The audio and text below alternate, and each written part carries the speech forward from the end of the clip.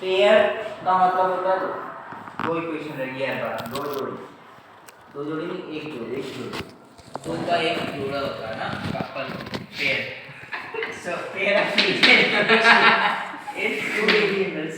तो linear equation two variable हमने पहले पढ़े हैं 9th स्टैंडर्ड में, 8th स्टैंडर्ड में, कि लीनियर मतलब होता है जिसके लीनियर का मतलब क्या होता है, ऐसी इक्वेशन जिसमें वेरिएबल का पावर 1 ठीक है।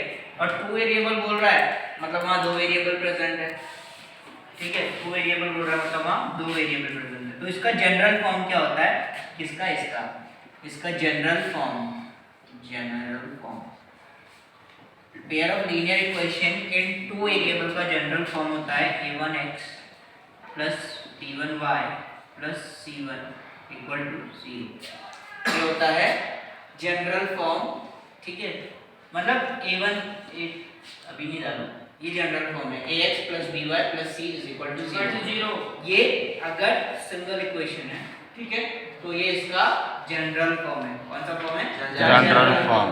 तो अगर आपको क्वेश्चन आता है कि given equation is linear equation in two variable और नॉट, पहचानने के लिए तो आपको क्या करना पड़ेगा, ये फॉर्म को ऑब्जर्व करना पड़ेगा कि ये फॉर्म में है या नहीं है, एबीसी कांस्टेंट और कोएफिशिएंट है या नहीं है, ठीक है। उसके बाद अब हम यहाँ पे पेयर में आ रहे हैं। पेयर मतलब दो इक्वेशन अगर है तो दो इक्वेशन के पेयर कुछ इस तरीके से बनेंगे, इसी इक्वेशन से बनाएंगे हम a1x b1y plus c1 is equal to 0, ये एक इक्वेशन। और दूसरी बनेगी a2x plus b2y plus c2 is equal to 0।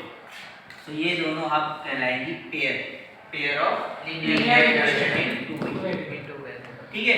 तो अगर आप देखो दो स्ट्रेट लाइन है तो उसकी क्या पॉसिबिलिटी हो सकती है, तो दो अगर स्ट्रेट लाइन है तो वो इस तरीके से हो सकती है, which we call it as parallel lines, right. इसको आप पैरेलल लाइन बोल सकते हो या नॉन इंटरसेक्टिंग लाइन भी बोल सकते हो, ठीक है। Non intersecting lines. और इस तरीके से भी हो सकती है इंटरसेक्टिंग लाइन, है ना। ये पॉसिबिलिटी हो सकती है दो लाइन की, है ना। और एक पॉसिबिलिटी ये हो सकती है कि ये एक लाइन है और उसी पर ये दूसरी line, this is called coincident line. क्या बोलते हैं इसको? Coincidence line. एक के ऊपर एक अगर लाइन ओवरलैप हो रही है तो उसको आप कोइंसिडेंट लाइन बोलते हो।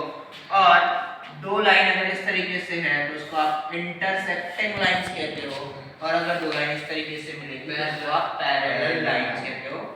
तो जब दो पेयर ऑफ लीनियर इक्वेशन का आप ग्राफिकल रिप्रेजेंटेशन करते हो तो तब ये फॉर्म में दिखती है ना।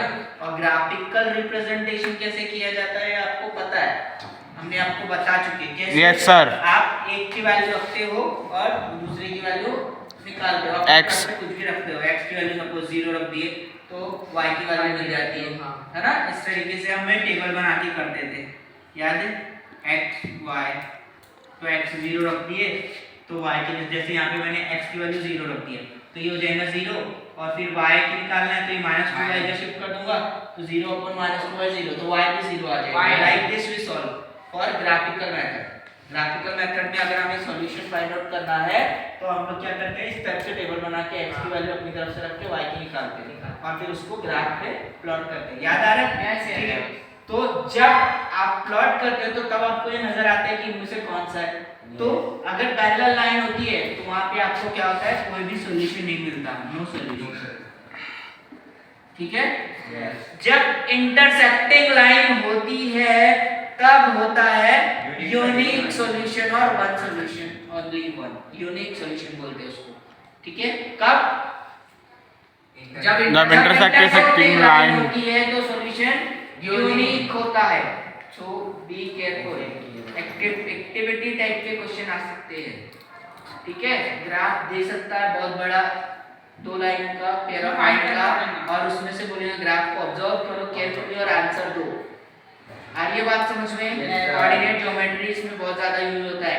एक्स एक्सिस पे लाइन कहाँ कट कर रही है, वाई एक्सिस पे कहाँ कट हो रही है, क्या पॉइंट होंगे, सारी चीजें याद रखो।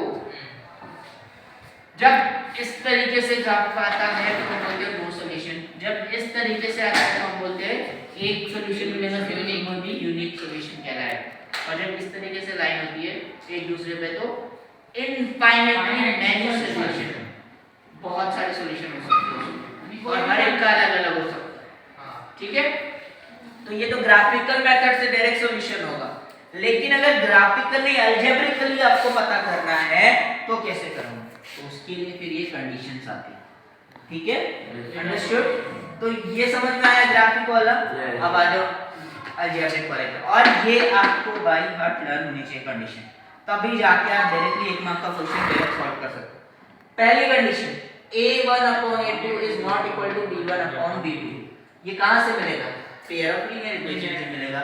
देखो a1 b1 यहां है, a2 b2 c2, राइट? तो यहां से आपको इस तरीके से रेशियो निकालने हैं और चेक करने हैं कि क्या a1/a2 का रेशियो b1/b2 के रेशियो बराबर आता है कि नहीं आता है। अगर नॉट इक्वल है तो वहां पे आपको इंटरसेक्शन लाइन मिलेगी ग्राफ में, और अलजेब्रिकली आप बोलोगे उसका इंटरसेक्शन होता है, एग्जैक्टली उसका वन सॉल्यूशन होता है। अंडरस्टूड? कौन सी तो लाइन क्या होगी? Coincident line. Coincident all the ratio of 3 are equal, तो कोइंसिडेंट लाइन होगी। ग्राफ पे आपको एक ऐसी लाइन मिलेगी जो दोनों लाइन एक दूसरे पर आ रही हो, और अलजेब्रिकली आप बोलोगे इनफाइनाइटली मैनी सॉल्यूशन। वहां पे कई सॉल्यूशन है, हर एक को अलग-अलग सॉल्यूशन मिल सकते हैं। ठीक है, अब तीसरी कंडीशन क्या है? पहले के दो इक्वल, तीसरा not equal. a1/a2 is equal to b1/b2 is not equal to c1/c2। पहले वाले में क्या आया था? पहले के दो नॉट इक्वल, दूसरे में क्या आया? तीनों इक्वल, तीसरे में क्या आया? दो स्टार्टिंग के दो इक्वल, तीसरा not equal. Are you got this? So this time line will be parallel line and there will be no solution. There will be no solution. No solution. Got this? Everyone got this? Yeah. चलो example से solve करते हैं। इस example में सबसे पहला काम example को देखकर हमें जनरल फॉर्म को याद करना है। What is general form? ax1 plus b, सब balance. a1x plus b1y plus c1 is equal to 0, a2x plus b2y plus c2 is equal to 0। अब देखो कितने डिस्ट्रैक्ट हो आप कि अभी लिखकर बता दिया गया पूरा अच्छे से, उसके बाद में एक छोटी सी चीज याद नहीं रहती, general form of a pair of linear equation. तो पहली जो इक्वेशन होगी वहां से आपको a1 b1 और c1 मिलेंगे, तो ये हमारी पहली इक्वेशन है। इस इक्वेशन को इस इक्वेशन से कंपेयर करेंगे तो क्या मिलेगा? x के साथ a1 आता है, तो x के साथ a1 की वैल्यू कितनी है? 1। b1 की वैल्यू माइनस, y के साथ b1 आया है तो b1 की वैल्यू -2। c1 यहाँ पर है ही नहीं, मतलब c1 की वैल्यू 0 है ही नहीं, तो 0। अगर वहां पर कुछ होता दिखाई देता, कांस्टेंट है ना, वो तो कांस्टेंट तो दिखाई देना चाहिए। तो x y तो है नहीं, x या y के साथ अगर कुछ नहीं है तो 1 कंसीडर करो। ठीक है, अब a2 b2 c2, इसके लिए कौन सी? दूसरी इक्वेशन। ठीक है, तो a2 का वैल्यू क्या है फैजल? a2 का वैल्यू ये इक्वेशन को ये इक्वेशन से कंपेयर करो। a2 का वैल्यू क्या है? 3x नहीं, 3 सिर्फ x की जगह x है, a2 की जगह 3 है, इसीलिए a2 की वैल्यू 3 प्लस की वैल्यू 4, b2 की वैल्यू 4, c2 की वैल्यू -2। ठीक है, तो अब बताओ कि ये जो लाइन है, इस लाइन का सॉल्यूशन मिलेगा या नहीं मिलेगा, या इंटरसेक्टिंग लाइन मिलेगी, कैसे पता करेंगे? सर वो x और y चेक करें, कंडीशन चेक करें। ठीक है, कंडीशन कैसे चेक करेंगे? पहले वाली करते हैं, a1/a2 निकालते हैं। a1/a2 क्या होगा? a1/a2 1/3 b1/b2 निकालते हैं, 2/4 -2/4 1/2 -1/2। तो देखो a1 upon a2 is not equal to b1 upon b2 intersecting line not equal b1 upon b2 not equal आया not equal ठीक है तो यहीं से पता चल गया lines will be Not equal. intersecting lines will be Intersecting lines. A1 upon A2 is not equal. Unique solution. Understood? Yes, sir. Right. Understand. Second वाली इक्वेशन बस यहाँ से प्रूफ हो गया ना एक मिल गया हमें इंटरसेक्टिंग लाइन कोई भी दो लाइन का एक ही तीनों में से कोई एक ही कंडीशन सेटिस्फाई होगी दूसरी लाइन को चेक करें तो सर ये 1 मार्क 2 मार्क 4 अगर आपको बोलेगा ये गिवन इक्वेशन है इससे कंपेयर करके बताओ कि लाइन इंटरसेक्टिंग होंगी या कंसिस्टेंट है या नहीं हाँ कंसिस्टेंट कब होता है जब सॉल्यूशन मिलते हैं मतलब जब ये वाला कंडीशन होगा और ये वाला कंडीशन होगा तो आप बोलोगे कंसिस्टेंट है क्या बोलोगे मतलब दोनों कंडीशन है दोनों में से कोई एक कंडीशन भी अगर मिल रही है तो आप बोलोगे कंसिस्टेंट है लेकिन अगर ये मिलेगी तो बोलोगे इनकंसिस्टेंट ठीक है तो कंसिस्टेंट और इनकंसिस्टेंट इसी में हो गया अभी यहाँ पे सेकंड वाली लाइन है दो पेयर ऑफ लीनियर इक्वेशन दी हुई है अब मुझे बताओ a1 क्या है इसमें 2/4 a1 A is 2. 2 है b1 3. c1 -9 a2 4. कल्याण बताओ b2 6. c2 -18.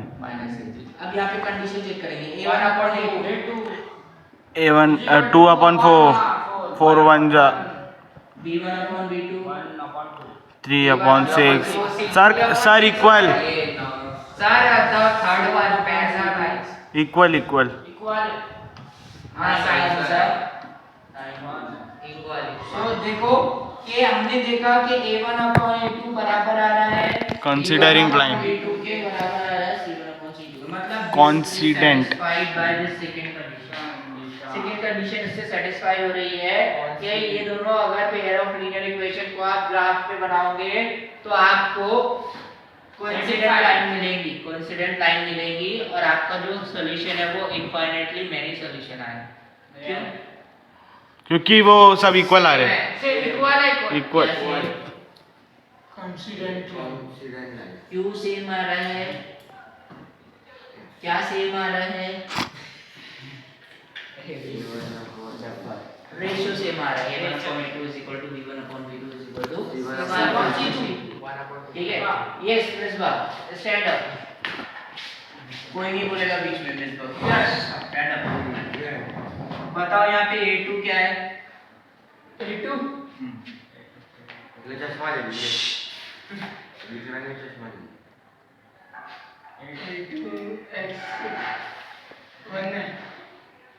ये a2 वाली लाइन में मिलेगा या ये वाली लाइन में ऊपर क्यों मिलेगा ऊपर में पहले वाले में a1 b1 c1 मिलते हैं दूसरे वाले में a2 b2 c2 मिलते हैं तो मैंने डायरेक्ट a2 पूछा मतलब दूसरी लाइन का पूछा तो a2 क्या है 2 है 2. a1 1 है. 1 b1 2 y अरे गधे कितनी बार बोलो वेरिएबल नहीं बोलना है साथ में सिर्फ उसके साथ जो नंबर है वो बोलना है c1 -4. b2 +4 c2 -2 बैठ जाओ yes Ayan a1 upon a2 कितना आ रहा है 1 upon 2 b1 upon b2 कितना आ रहा है 2 upon 4 that is 2 1 का 2 2 4 यानी 1/2 c1 upon c2 कितना आ रहा है that is 4 1 का 4 3 का 12 1/3 Sir third condition parallel lines. ठीक है अंडरस्टूड तो लाइन कैसी होगी पैरेलल लाइन बनेगी उसकी और नो सॉल्यूशन होगा ठीक है ग्राफिकली कैसे सॉल्व करते हैं ये भी बता दिया हमने कंडीशंस भी बता दिया this all is enough for 1-2 marks रही बात आगे के मेथड की सब्स्टिट्यूशन मेथड है आपको और एलिमिनेशन मेथड है क्रॉस मल्टीप्लिकेशन मेथड कट हो गया है तो सब्स्टिट्यूशन एलिमिनेशन मेथड बाद में करेंगे पहले ये सब लिख लो अच्छे से and learn it stop it